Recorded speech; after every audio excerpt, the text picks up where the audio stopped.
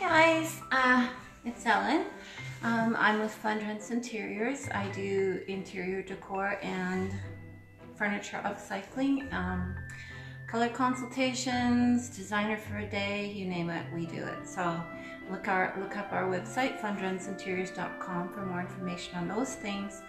And today we're going to work on this little stool. I've had this for quite a while, and I bought it separately from a desk that I have that I did in coal black, which is a fusion mineral paint color. And I got this little stool one day, and it's kind of rickety, so I tightened it up, and it's been in my garage for probably 5 months. And today I was looking at it, and I thought, you know, I need to make some room out here, so I'm going to finish this up. And I'm going to put this little stool with my black desk because it has the cabriole legs, and my black desk is the same thing, so I think it'll look pretty cute together. So I wanted to go over fabric, staples, paint, a poly finish, and just a couple of little things. This is a really short project because I've already got it painted.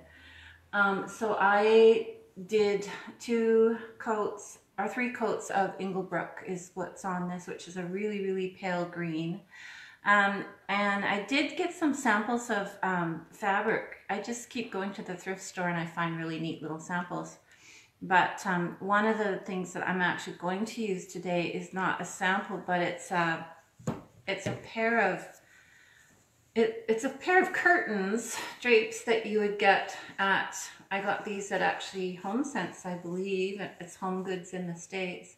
But this color perfectly matches my little bench that we're going to do.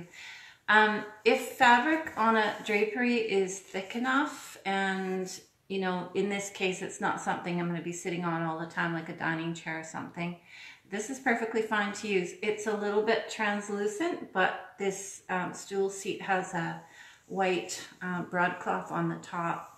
So this fabric will go over it, and then it'll look pure white when we do that. So I'll do that in a little bit. I'm going to put my glasses on and just show you what we've been up to.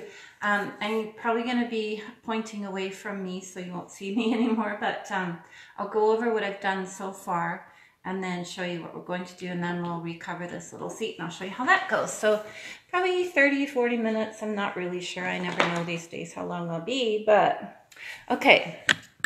So this is the stool. I'm going to move this fabric that I don't want there. It's a really cute little stool. It cost me, I think, $10 or something at the store. This is one of those classic all brown, this is a Bombay company stool. Apparently the brass sticker is still on the bottom of it. Really, really good quality. It had some loose screws was all, and a loose seat. The way that the people had put this seat together before, they'd put these bars in the wrong place. So it wasn't lining up with the inside of the seat. And I guess that's probably why they gave it up. So I've loosened all these bars off, and I'm going to take them off with my electric screwdriver. I'm just going to point you down so you can see. So this one I've got off. And this one we're going to take off. Wrong way. And get rid of these. And then when I put them back on later, I'll put them back on properly. It's kind of a little weird way that this seat is held on, but you know, there's many, many different ways that seats are put on. So you kind of get used to seeing a bunch of variety. Now, I'm going to lower this a tiny little bit, I think, just so you can see what I'm doing here with this fabric and stuff. Still need a camera person. Would be really nice one day, I'm hoping, to have someone help me. How's that? Is that any better? Yeah. Okay. So I have gone and taken out all of the staples on the old fabric, which is this stuff. It's not bad fabric. It's very heavy. This is a heavy, heavy upholstery fabric. But it's dirty, and it has paint on it and all sorts of things from being in the garage. So you can use a screwdriver to just dig these out. But honest to goodness, hi Gail.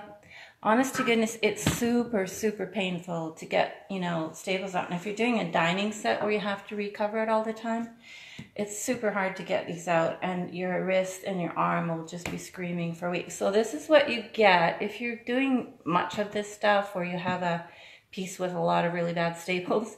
This is a staple puller that I got at Lee Valley, and it has these really sharp tongs here. And what you do is you dig under the staple, like, sorry for the paint, you dig under the staple and then you pop it up. And if you have to, you pull it out with pliers. But I'll show you just, I left a couple in here by accident. So you always move your hand away from your staple, because if you had it here and this goes up and hits your artery or a vein or your hand, it would be not a good thing. So always keep your hand away on the other side. Dig under and pop up, and it just pops up just like that. I can't say that all staples come out that easy, but in this chair it does. I have done a set a while back. There was over 900 staples in 6 chairs, and I could hardly move my arm for a week. And partway through, I went and bought this little gadget, which I absolutely love, and I use it all the time now. So this staple's not coming out, so you just grab it and twist. It's these are about $35, I think, at Lee Valley, but well worth it if you're doing staples at all. Pulling. So, you know, a lot of people get fabric and they don't take off the old fabric, but I think that's kind of gross. So I really prefer to take off the old fabric and put all fresh stuff back on. Okay, so that is cleaned up, and we will get rid of this there. So I had some other samples. I got these actually at the thrift store one day, where I always go look for samples. You can get a lot of neat material at thrift stores actually, but none of these pieces were big enough to cover the seat, although the colors were really pretty. And probably if I did it, I would have used this one. I just like that with it. But what we're gonna use is this piece of, this is fabric from the curtain. So I'm gonna move this all back a little bit, so hopefully I don't trip myself. And we're gonna cut this fabric out.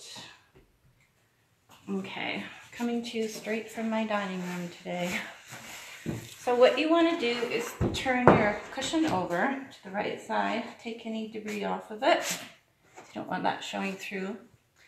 And then take your fabric and find where your design is that you want. And in this case, I want this medallion. So what you would do is center it on your piece here. I'll move that over a bit. So I want this centered, and you can use a tape measure, or you can just eyeball it like I am right now. But basically, this is the end points of the medallion, so I want this close to the edges.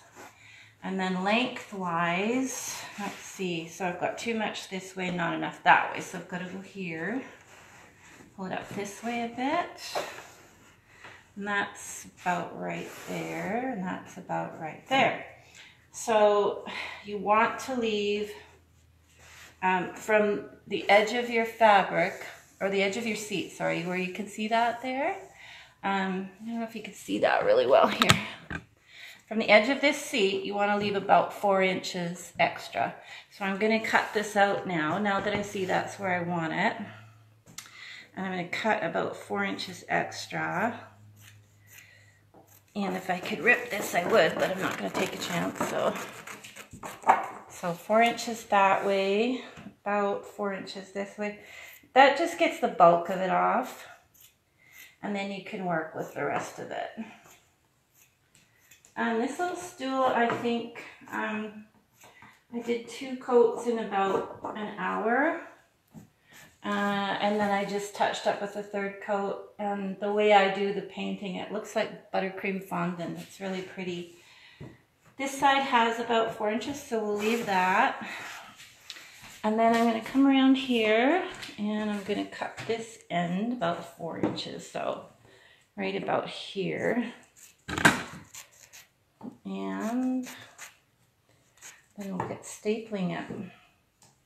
So with the staplers, I'll show you a couple of different ones, and then I'll show you what I use. I have a bit of a wonky arm and wrist. I've really strained it badly, so I have to be careful with it. And I find if I'm doing too many manual staples that I can't sleep at night because I'm in pain. So I stopped doing that and went out and got a better one. Okay, so there's your pattern. This is how I want it.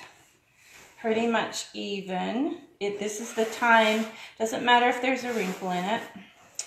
That'll come out after, but just make sure your sides are even. So this one I can see I have to move over a little bit. That way. And my ends are about right. So now grab the edges and just flip it over. Now, that's why you need the 4 inches extra, because it gives you that little bit of extra fabric to work with, which will come off after. This is a manual stapler. This one is actually an upholstery stapler, but it takes pretty fine staples. But even then, the pressure to push, and if you're doing 50, 60 staples, it gets really painful. If you have any wrist problems, if you're very young and you don't have wrist problems, it's probably fine. This is another manual stapler, and this one is even bigger. It actually goes down easier than this little one. But again, 50 or 60 staples. What I was finding was neither of these sunk the staple into the wood deep enough. So I would have to go around and tack it down with a tack hammer after. And that just got to be very, very cumbersome. So I stopped doing that. I still do use this one for a tack stapler though, and it has staples in it. So I'm just going to use it to tack this down to start. So my fabric's in place. I just want to take this side and just put 2 tack staples in. And I honestly don't care if they go in very well. And then I'm going to turn it and pull it a little bit tight. I'm not worried about that too much yet. And put 2 more tacks in. And same thing with the ends. And that just holds it in place so that my medallion stays where it's supposed to stay. And do the other end. And this is exactly the same thing you would do for chairs. These staples that I'm putting in right now will be coming out in a few minutes, so I'm not worried that they're perfect at all. I have to let my puppy out the door here. Okay, go on. Go see it. There you go. Nice out. Ooh, beautiful out. Oh, it's so cool out and so hot in here. Okay, so this is what I use, and this is the big boy. This is a compressor stapler, and this thing is beautiful. I absolutely love it. It's a little tricky to use, and I'm going to pull my table in a bit to give me some more cord and move you guys over. There's really nothing to be afraid of. These have a double lock on them, so you have to push one down to get the other one to work. But the staples go in beautifully, and it goes in very fast. So these cushions, or the fabric going onto the cushion here, a lot of people think you just go around like this. I need more cord. That you just go around like this and tack it that way, but actually you stand it up. This is how you actually upholster when you're doing a kitchen chair, is you stand it on its edge. Okay, so now I want to create a line, so I want to create a line about 2 inches in, maybe from the edge. So I want to pull my first edge tight. You hold it with 2 hands like that, and you take your stapler. I'm going to have to move my table over. And you don't want to get your fingers in there. Okay, so now I'm going to go and I'm going to smooth it out. And I'm going to pull it down again. It lot of staples, but it's worth it in the end. So, okay, so this is my first line.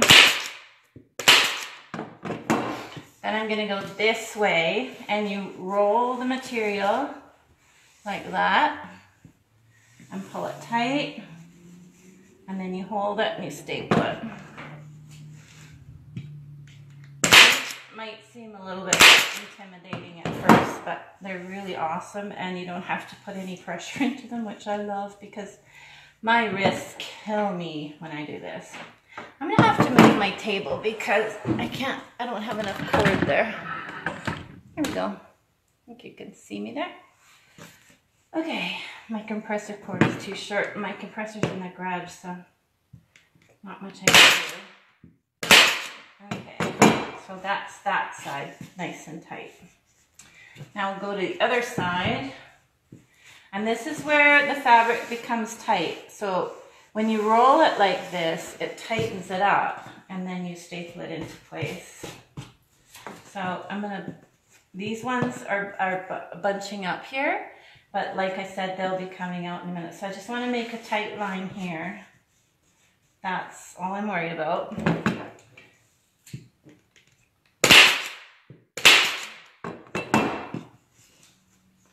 And roll it, smooth it out.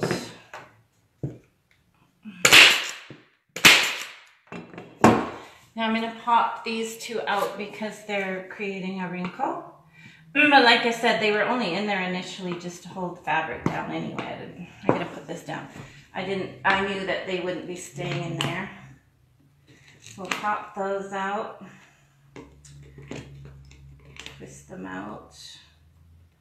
Twist them out. This is going to be a really cute little stool. Once I get it done, I really like it. Sometimes I don't like doing small projects. I do the bigger projects, but this one's really cute. Okay, so same thing, roll. Now all the roll does, as you're pulling this, the roll just tightens it. If you see it buckling in here, a dip, then you let off a tiny little bit. So we'll go again, and we'll put Stool there. We'll go again, roll it, and hold it. Pretty much how it goes. Roll it. And I'm not going all the way to the end right now. I'm just going part way, and I'm waiting, stopping at about maybe 5 inches from the end. Okay, now we're going to go to this end, roll it, make it really nice and tight. Really nice and tight. Put my spot staples in. And I have to take these ones out because they don't work. The tack staples are always just for basically tacking it in place so that you can work on it. They're not ever to be really left in place. I know the really good upholsterers can do it, but I can't, so I do what I can. Okay, so we're back up here. We're just gonna roll it, even out this edge. Okay.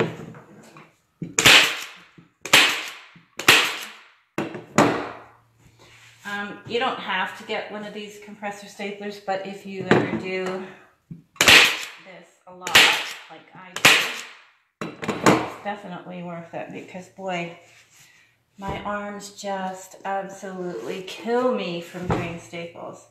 So then, oh, I haven't done this end yet. Sorry.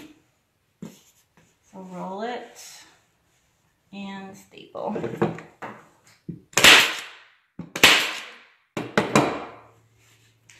Roll it and staple.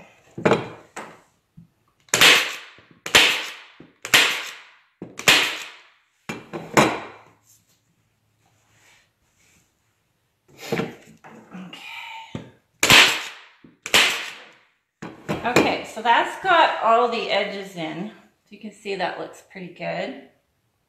The medallion is centered. Everything looks pretty tight. So now I have to do the corners.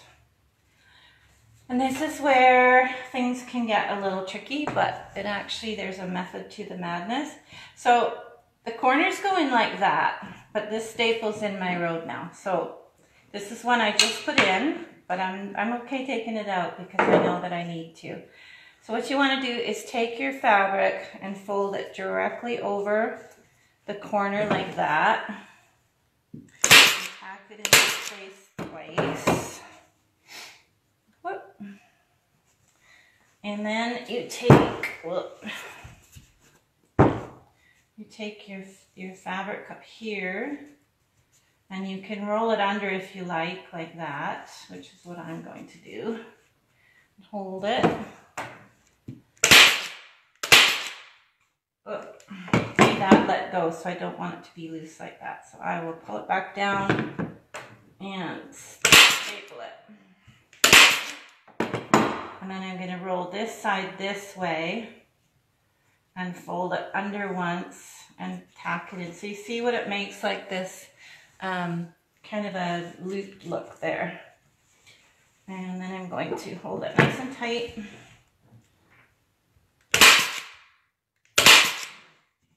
And put one more staple in here. So that corner's done now. If you can see that, it's nice and tight. Everything looks really good. So then we just go ahead and do the other ones. You can go from one corner to the other. It doesn't really matter. I have a bit too much fabric here, so I'm gonna actually make it easier on myself and cut this off. Just gonna go straight across. That makes it a little bit less bulky to deal with. So pull your corner tight.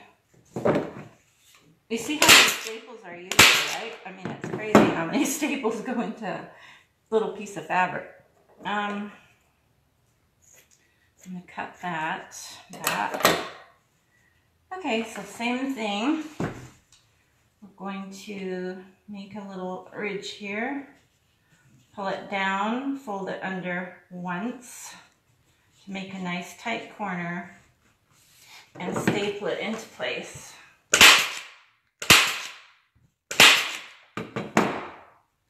And same thing over here. You want the fabric pulled up to the top to make this little loopy thing first.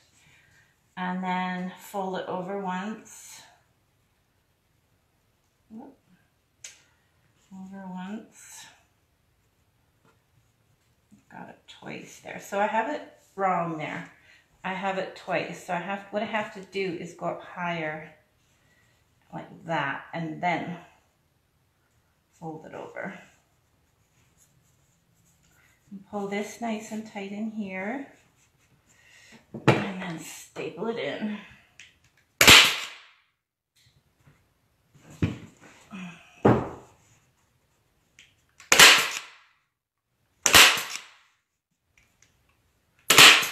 Okay, so that one's also nice and tight. So I'm just going to quickly do these couple. And again, I've got way too much fabric here, so I'm going to cut some off. It's pretty easy once you get onto it. I know when I was first doing it though, it used to just baffle me. I actually had to go to an upholsterer and have him give me a 2-hour lesson. So this isn't my technique, this is all his technique. And he's pretty fast, so I trusted him. And ever since then, I've really enjoyed upholstery actually. I don't mind doing dining chairs and things like that when I paint them or refinish them because they don't scare me anymore as far as upholstering. They used to scare me. Okay, so pull that up to the top and pull it under and wrap it once.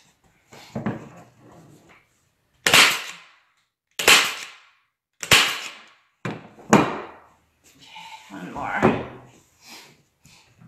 This is going to be really cute though. I think it's going to look awesome.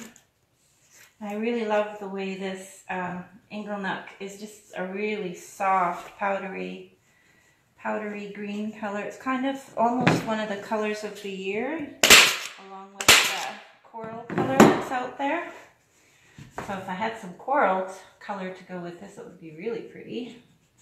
Might have to get something for the room that this goes in. And okay. Now I'm by no means an expert in this, but whatever works, right? Sometimes you just have to keep practicing and see how far you can get with things and see how they look and trial by error. Okay, now it needs one more here, so I'm going to roll this up and hold it. Probably put 2 in there. 1 there. Okay, so I need 1 more here. It's not enough in here to hold that, so we'll roll it. Keep it tight.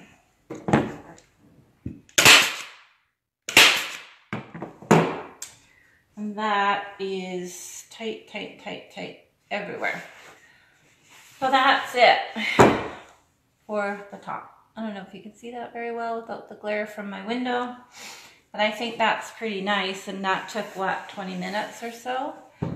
So I'll show you what it's like up here now. This is what it will look like on the chair. If you can see that. It's pretty nice. It matches the color perfectly. Now, these little boards I was telling you about, what we do at this point with the cushion is just take this excess fabric out, trim it up nicely, and get a piece of landscape fabric. Literally, if you've ever looked under your chairs and you see a black cloth that's tacked over the bottom side of your dining chairs or an old chair, that's called a dust cloth. And the dust cloth gets stapled on underneath here.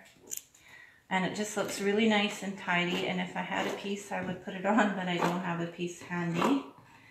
So you just trim this off to get the bulk off. It's not to be fancy or anything else, because I would never leave it like this. I would put the dust cloth on and then you'd never see this part anyway.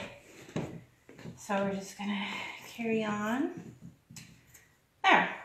Now, once the dust cloth is put on, you just fold the edges, make like an inch seam, and go all the way along with your stapler and put the dust cloth on, and then that's done. So when I get to putting these bars back on, I'm going to put the base, or the cushion on the base. I'm going to flip it upside down and see where these bars come nice and tight to the frame, because before they were way out here, so it didn't work. And then I'll just screw them back where they're supposed to be.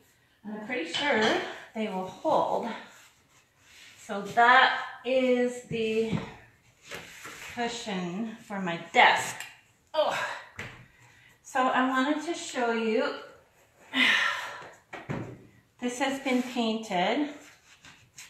That on straight. That's really cute, isn't it? I really like it. If I wanted to make this waterproof, you just go get some spray at the store. I forget what it's called right off the top of my head. And you just take the cushion off, go outside and spray it till it's wet, and then let it dry, and then it's waterproof. So things can be spilled on it and whatnot, and it doesn't matter. So I'll show you how I finish this really nicely. I'm going to take a sanding pad. This is just about a 400 grit. There's hardly any sanding bits to it.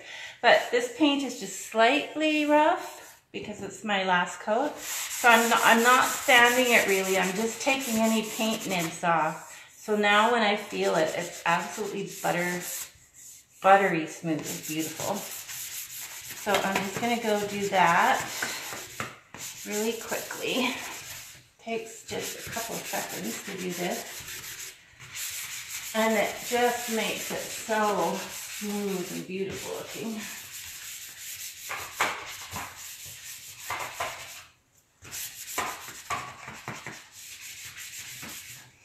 Turn it around. The feet are a little sticky because I had those little sticky pads on it before, and I always change them when I'm doing a piece. The bottoms are sticking to my fabric here. Okay.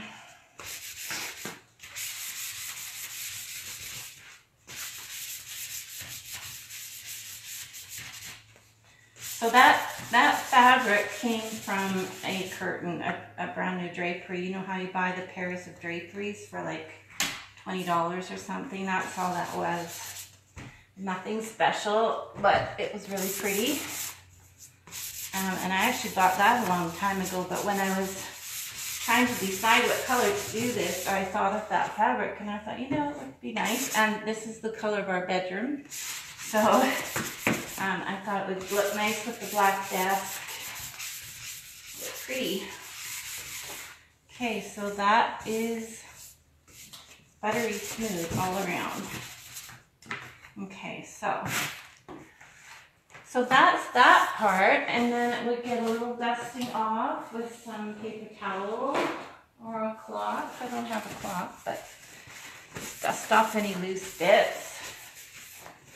Pretty fast. Turn it again. Dust any loose bits off.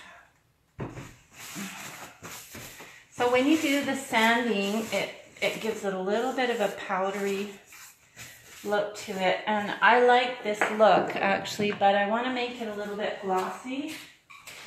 And a lot of people ask about how to use wipe on poly or have a shiny finish. So I love the wipe on poly in satin. It's one of my favorites. I do love Fusion Mineral Paint's Tough Coat too, but I find it a little bit streaky, so this is my go-to for color, and this is the clear satin one, and I think that's probably enough. So I don't want it all over my hands because it's kind of sticky, and I don't want it all over my table. Okay. So I'm just going to use this it's a little Japanese shellac brush. It's super, super, super fine. It's beautifully fine. I was trying to get a squirrel brush for shellac, but I didn't have one. This isn't shellac, this is polyurethane. So I'm just going to go, I haven't used this shellac brush yet, so it's not loaded with poly. Isn't that pretty? I'm just going to put it on and then smooth it out. Smooth it out. That's all you have to do. I might even switch to a cloth. I haven't used this brush before, but oh, it's working okay. It's getting loaded with stuff now. It's very pretty. I like the look of it. It's pretty easy to do this, and then this will dry. And when it dries, it'll dry with a little bit of a sheen, but it won't be really, really wet looking like it is now. So that is how you poly it. And once it starts to feel sticky, you just leave it alone. You don't keep going over it and over it. That's the trouble, I think, is sometimes people overwork it and they don't realize you can stop and do a second coat, but don't keep overworking it. This is actually wipe on poly and I'm brushing it on, but it doesn't matter. Either way is fine. Especially with this type of brush, which is super, super, super soft. And I think it's going to be a beautiful little seat. I'll take some pictures later and put it online. But it's looking pretty good. And with that little bit of fabric that I could probably get at least 4 cushions or 4 chairs out of a $20 chunk of fabric from Winners or HomeSense. So that's pretty good, really, when you think of it, and you can upholster it yourself. If you took that to an upholsterer, the upholsterer, hi Christy, the upholsterer would charge you about $60 a chair to do exactly what I just did. Maybe even more. So it's worth it to learn to do yourself. Really worth it. This is a polyurethane. It's called Wipe on Poly in Satin. And in putting it on with this Japanese shellac brush, it's not, you can just wipe this on with a cloth. It's very easy to do and it goes on super, super nice. And I love the look of this finish. When it dries, it won't be quite that shiny as I was saying, but it will give it a nice satiny sheen to it instead of being just a flat color. I think it's pretty. It is so hot. It's actually humid here today. It's been raining like crazy. And now the rain stopped and the sun's been out a bit. And ugh, it's getting really humid, so I'm roasting. Okay, one more leg. So that didn't take long. So I got this whole thing done in just basically about 2 hours, if I count it straight through.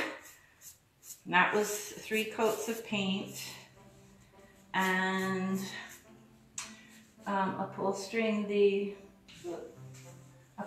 seat and doing this. So I think that's pretty good, and I think I got this little stool for, I probably paid too much. You can pick these up for like $10, and I think I paid $15. So maybe I got ripped off, I don't know. I think I've got all the bits. Right? Okay, so again, this is the cushion that we just covered. And it's a really pretty green that absolutely matches this perfectly, if you can see that.